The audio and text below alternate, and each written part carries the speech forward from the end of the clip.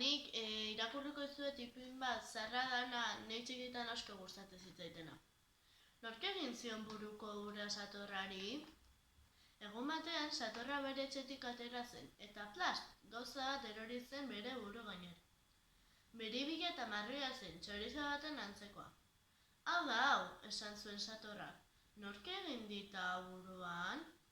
Orduan usua etorri zen. Zu izan altzara buruko hau egin didana? Ni? Ez, nik honela egiten dut, eta txartak tanto txuri bat erori zen. Gero Satorrak zaldia ikusi zuen. Zu izan altzara buruko hau egin didana? Ni? Ez, nik honela egiten dut. Eta plosta, bost bola lodi erori ziren lurrera. Gero Satorrak untxea ikusi zuen.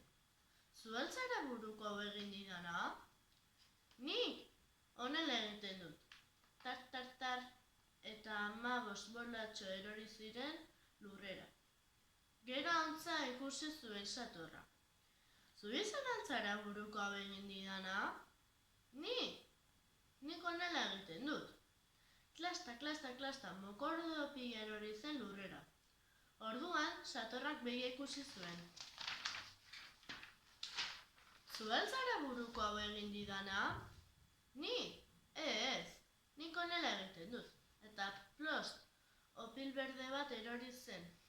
Orduan, Satorrak txerria ikusi zuen. Zu altzara buruko hau egin didana? Ni? Ez, nik honela egiten dut. Eta prats, metal txobigun bat erori zen lurrera. Orduan Satorrak bi euli beltz ikusi zituen. Nork egin dita buruan?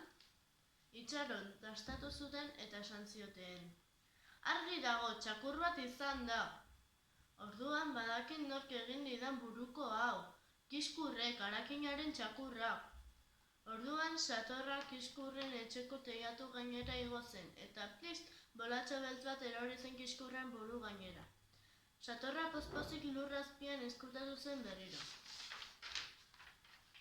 Hala bazan eta ez bazan, sar dadila kalazan, eta atera dadila zure etxeko plazan.